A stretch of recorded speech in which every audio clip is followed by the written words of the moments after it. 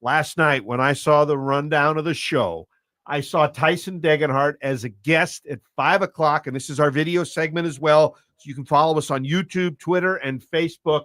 Prater, I said you just dealt me out a pair of aces to start, one of my all-time favorites at Boise State, talking about something very important, his next step in his basketball career. I have to say, I didn't follow any of the NBA draft in Alaska, except I saw one thing, and that was after it was over, Tyson Degenhart signs, and I'd never heard of an Exhibit 10 contract before. I looked, said Toronto Raptors. Congratulations, Tyson. Thank you very much. It's good to see you guys. So why don't you take us through that day? I'm assuming you really didn't think the Wednesday night first round was going to be you, but you're going to start paying attention because it's like a free-for-all once the draft ends, different teams contact. So take us through Thursday. Yeah, it was just trying to make it like any other Thursday in the sense that you work out, you do what you need to do. You still got to continually get better. Then watch the draft and just kind of got to see where guys ended up. And they always say the draft really starts once the first two rounds are over. And that's when, you see guys that don't want to get drafted. They have good spots. They have promises from teams in that nature. And so my agent called me with 2 picks left saying, hey, there's 3 teams in the mix. Raptors were one of them, and he called me about 25 minutes after that saying Exhibit 10 with the Raptors, and that was just a relief and a stressor off my shoulders, just knowing I got that and knowing where I'm going to play next year, and I get to go down in Vegas and have some fun. Now, I remember the NBA draft when I was younger, 5-6 rounds. Now it's only 2. It sounds like it's better for players in that respect because you can pick somebody that you think you have a better chance at as opposed to somebody in, say, a 3rd round that would just call your name? Yeah, I mean, that's kind of given the freedom for that. It would be interesting to see kind of how the 4-round thing would work. I know Mark Cuban's been on Twitter talking about that a little bit, but it's just a different world than it was back then with multiple rounds. But I think the 2-round thing ended up working out well for me. Tyson Degenhart in our studio, KTIK.com, Ropane.com studio. Appreciate your time. And a week from today, you're leaving for Vegas, a place you know very well. I believe your last Boise State basketball game was in Las Vegas. You know where to go with when the gyms are there. So that's a nice start. Last time we talked to you, I think it was a Pastry Perfection. We were doing your appreciation show. And I don't want to put words in your mouth, but I almost remember you saying your short-term goal was to make sure you landed some kind of a summer league gig. Was that accurate? And that's what happened. So the emotions of you talked about, it was such a relief. Just talk about the emotions of getting that first start, because that's a big first start. Yeah, it was just a kind of a long, anxious day, just not knowing where you're going to go. I mean, everyone's kind of asking, oh, where are you going to be? Where are you going to be? And truthfully, I didn't know. I didn't have any idea if I was going to be in the States on an Exhibit 10 or overseas. You had no idea. So, but when you woke up, you had some kind of inclination that you were going to be on a team somewhere, some way, somehow? Yeah, on Summer League, I got a call about 2 o'clock from my agent saying, hey, there's a team that wants you on their Summer League team. So if the Exhibit 10s don't work out, you got something in Summer League. So that was a relief knowing I was going to play in Summer League no matter what. But getting the Exhibit 10 was just the cherry on top. And I had a great visit with the Raptors a couple weeks ago and just really enjoyed Toronto, enjoyed the culture they have there, and I'm excited to be part of it. Now, without reading an 18-page legal NBA document, tell us what an Exhibit 10 is and what it means to you. Yeah, Exhibit 10 more or less gives you a training camp invite, and if they waive you, you get the bonus. So it's a good chunk of change, and then you're on their G League team. So there is potential to move up to a 2-way. So things go well in Vegas, that could end up being a 2-way, but worst comes to worst, I'll be on their G League team. When you say training camp invite, are you talking about big boy training camp after Summer League? Yeah, I believe so. So that's guaranteed here? I mean, you'd have to go off and I mean, if you just go play well, I mean, I guess in the NBA they can do whatever they want at the end of the day, even cut you. But if you do what you are expecting to do, the next step will be training camp, and then you'll figure it out from there. I believe so, yes. Wow, that's a big opportunity, dude. Yeah. Summer League and training camp. It's exciting. Tyson Degenhart in studio. You can see us on our video page, YouTube, Twitter, and Facebook. Why do you think Toronto, Tyson? Why do you think that the deal was with them? What do you think they liked about you? And then from your perspective, you said there were a couple of other clubs. What did you like about Toronto better than the others? Well, Prater's going to think this is funny because this relates back to a talk we've had the last running joke a little bit, but the feedback I got from Toronto is that I was in a lot better shape than I was at my workout than I was at Portsmouth. So I'm taking credit for that. You should. But just had a good workout, had a great time up there, really bonded well with the people there, and really enjoyed the city. And So you actually did go to Toronto? yeah, I did work out with Toronto Okay. a couple weeks ago. So ended up being just the spot. And I think that was probably one of my better workouts as well. So that always helps. How have you improved your name, your reputation, your basketball skills since we last saw you in a Boise State uniform? You've done a lot, it seems like, this last 2 months. You've taken advantage of this window to get you. So how have you changed your body, your mind, your soul as you take this next step into the NBA? For me, it's all about getting in better shape. I know college season's only 30 some games. I mean, we played 37 this year, which is the most I think the program's probably ever played in the season. But knowing even the G League's 50 games, the NBA season 82, I know, and even in Europe you play a lot of games as well. So for me, it's about getting in better shape, just because I'm going to probably play more on the perimeter, and be able to guard guys on the perimeter is very important, as well as getting my shot better with being tired as well, because the NBA is so analytically driven, where you got to be able to knock open threes and guard your man off the bounce. So those are probably the two biggest things for me getting in better shape. Now, you just came off 37 games, and that 37 games included 137 practices and summer camp last year and just a year of grinding. So when you come off that grind, and then your next goal is to get in better shape, how do you do that? That's serious, dude. A lot of it's just, for me, eating better. Okay. I think I did a better job of understanding what I needed at that time, and just started to eat more whole foods, and really started to make sure I focused on the protein, and cut out some carbs in a way. Like if I went to Jersey Mike's, for example, I would get the sub in a tub rather than the full giant sandwich, because that bread's a lot of calories, and truthfully, I didn't really need it. So it also helps having a girlfriend that cooks. So shout out to Brooke as well. What's the best thing she cooks? She's always a good breakfast maker. I make some really good eggs in the morning. I'm always a big scrambled egg fan. So that's always good in my book. Okay, let's talk about the next 10 days, though. So you'll show up in Vegas next week. Talk me through the process. Talk us through the process. I would imagine they put you up in a hotel, and you're there for almost, 2 weeks? And it's meetings and practices and summer leagues and games. You got 5 games guaranteed. Just kind of talk us through how your life is going to change next Monday.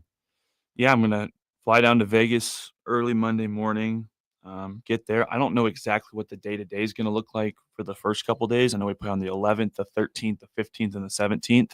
So I'm sure the 7th, they're going to have a meeting, get to know everyone, probably some sort of practice. And then I would guess some sort of 2-a-day practice in the morning, practice at night for the next couple of days. And then probably on the 10th, you start getting ready for games. Now, you told us before we went on the air that you don't even know who your coach is. And it's never the head coach in these situations. It's always an assistant, rising, whatever. But you don't even know who your head coach is. So when you say that, my mind immediately says you don't care, because you're focused on just you getting better.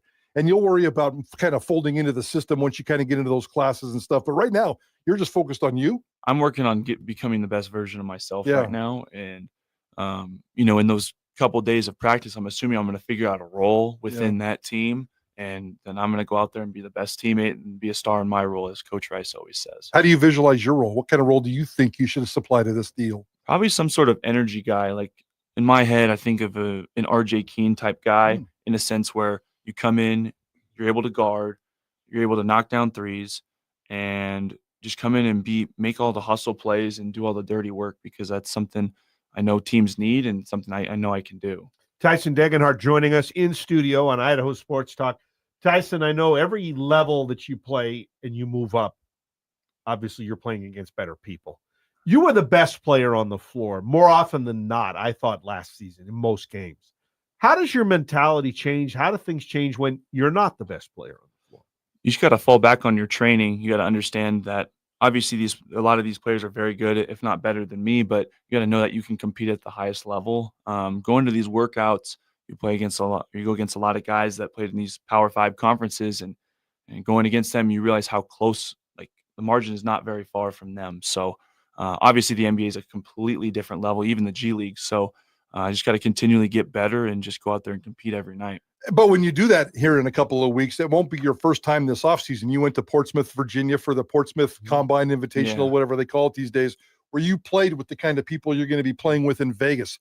In terms of the confidence, how well did you come away from that experience in terms of what you did? I was very happy with my performance in Portsmouth. Obviously, we'd have loved to win more games, but just the experience and getting out there and playing with an NBA shot clock and the 3-point line and understanding the spacing, the defensive three and the key, just learning those little things were big. And just knowing that I can shoot it at a high level like I did in Portsmouth and just keeping that confidence rolling. You did shoot it pretty well there? Yeah, I was 6 of 11 from 3 for the weekend. Because that's been a big point of, a focus for you, hasn't it? Yeah, it's been definitely a big focus just knowing that I had that freshman year where I was 42 or whatever, and then just didn't have that same consistency throughout the rest of my career, and teams have asked me about that, and I think it's just me trying to get me more consistent with that so they know what they're getting.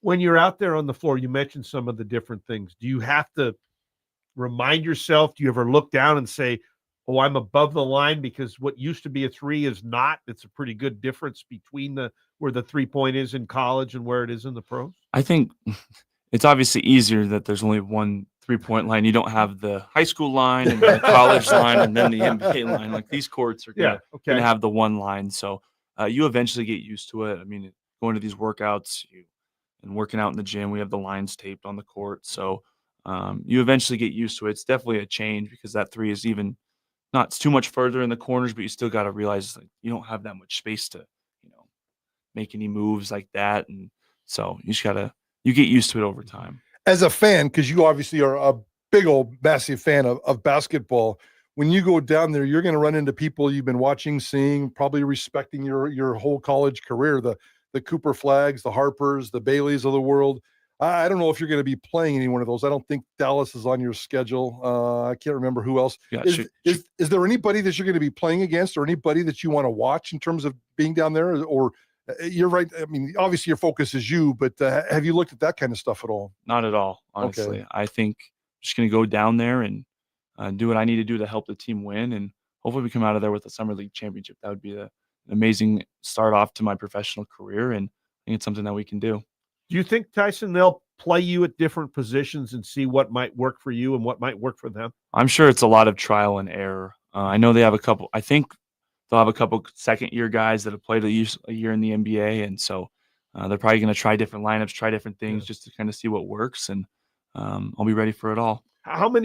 How old can you be or how many years into the league and still be able to play in this? Do you know? I have no idea. Okay. No idea. So at least 2 you're allowed to play. I believe it's 2 because I think you see some guys that, obviously you're a rookie, you come in and play, but I think there's some guys that have been in the league that are trying to come back or different things like that. I don't know the exact rules on that.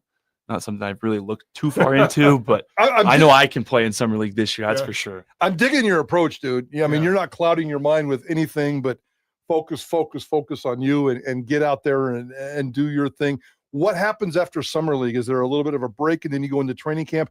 Talk us through the process between July 10th and October 1st or whatever. Honestly, I don't know much after more summer focus. League. There's more focus. Also, I just don't really know. Obviously, there's people that have done summer league, but I don't know how many guys in the Boise State community have gone from summer league to like a G League or training camp besides Chandler. But I don't, and things have changed probably from the time Chandler was a rookie to now. So I truly don't know. I know I'll get more information over the course of time, but for me, I'm just trying to stay as present as possible. Have you talked to any of the Chandler Hutchisons, the Kobe Carls? Have you talked to anybody about expectations of summer league or what to think about summer league, or literally are you just doing the best you can do for yourself, or have you done a little pre-advanced scouting about what to expect? I've talked to Kobe a couple weeks ago, and we didn't talk too much about summer league. We talked more about the workouts because I was going through it and just he's trying to pick my brain a little bit, see where I was at. And I haven't had a ton of talks about summer league, but I'm just going to go out there and enjoy the experience and give it my all because I don't want to come back with any regrets and just enjoy the experience because I know there's a lot of people that would trade places with me. Oh, are you kidding? It's going to be spectacular. And last week we saw that you were working out with the basketball team, the Boise State basketball team. I don't know if that was a one-off day or you've been there with them for a couple of weeks, but you've been playing a lot of hoops with the guys? A couple of days, yeah. They need someone to fill in for 4-on-4, so I joined in, and it's a different game. Like for me, I was trying to learn how to play off the ball because I'm not going to go in there, and it's not my place to go in there and try to dominate. It's not that. It's me to learn how to space the floor, and honestly, for me to guard guys like Andrew and Peanut and really work on myself defensively, because I know that's somewhere where I can definitely improve. And going against guys like that will definitely help me going forward. So what do you think when you're looking at the difference between college high level and now as we make the cut to the pro? Bigger, athletic, more athletic? What do you think the biggest difference between the college player and the pro is? I think it's just everyone's better in professionally, obviously. And I think the biggest thing for me is just the spacing of the game. In these workouts, you play a lot of 3-on-3, and the spacing on the court is just way different than it would be in college. And that's the same way with 5-on-5. It's, you have the defensive three in the key, so you can't just camp out there. You have to move in and out of the key. And I think the spacing thing is going to be the biggest change. I'm happy for you, Tyson. I'm really glad you got an opportunity. I know Toronto has in the last few years hasn't been that great since they've done it, but they need a new wave of players. I saw they made some changes at the top of the organization. So bringing in some new talent, new guys to make evaluations might be just what you need. It could be. I'm really excited for it. Bob, the next time we talk to this guy, he's going to be an NBA player and well onto a career. And we're going to bug you in August or September and see if we can get you down here one last time. But as you bounce back and forth, are you still going to keep Boise your home for now? For the time being, yeah. Just with the relationship with the coaching staff and the facilities we have here, I might as well take advantage of it. And my parents have a house down here, so I'm living there for the time being. Nice. Get some free rent, which is never a bad thing. So for the time being, I would say so, but you never know what the future holds. Do you still get to have a day of fun? Do you get to go play on any kind of fun whatsoever planned for you this summer, or is it just literally all basketball, baby? It's just go where the ball takes me. So I'm just gonna enjoy it because basketball's a game I love, and truthfully now it's my job and my livelihood. So I really have to put everything I have into this to get the most out of it. Sorry, Bob, is the end game for you this season? I mean, obviously, if things explode and you play great and you end up on an NBA roster, that's fine. But I think you're pretty realistic about the process of getting into the NBA. Do you fully expect to be on a G League roster this basketball season?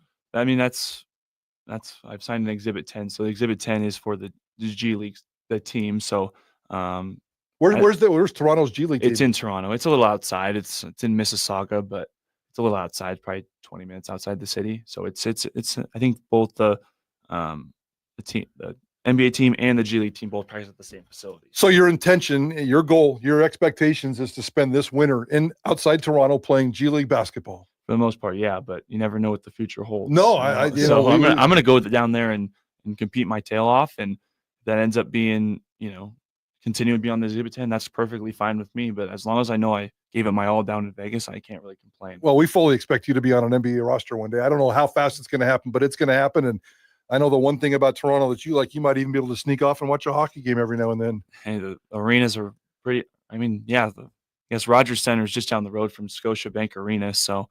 That's the Blue Jays. Is the Rogers? Yeah. But I think the Maple Leafs and the Raptors play at the same place. They do. Yeah, the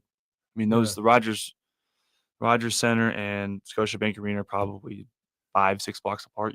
They're very close. And the Hockey Hall of Fame, and you're a hockey guy. So I'm gonna have to go there for sure. There you go, brother. You said you don't know a whole lot about it. Do you know what number you're going to wear? That if we're turning on to the NBA TV, do you know what number they're giving you or not? You do. Yeah, I'll be number 20.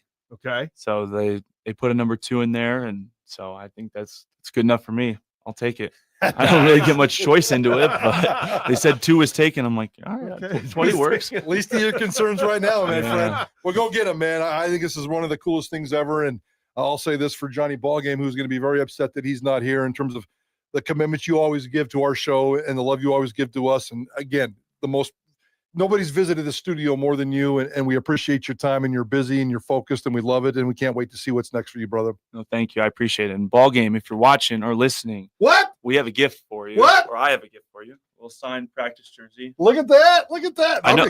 Can I commandeer that? I don't want to. We don't want to give that to Ballgame. Give that here. We'll put it in our studio. Yeah, I know Max is still your favorite. He gave you an actual game worn jersey. This is a game or practice used jersey. So I mean, Max is Johnny's favorite. You're my new favorite, so it's all good, and we will definitely hang this. I'll hang this right next to Ashton Jenny.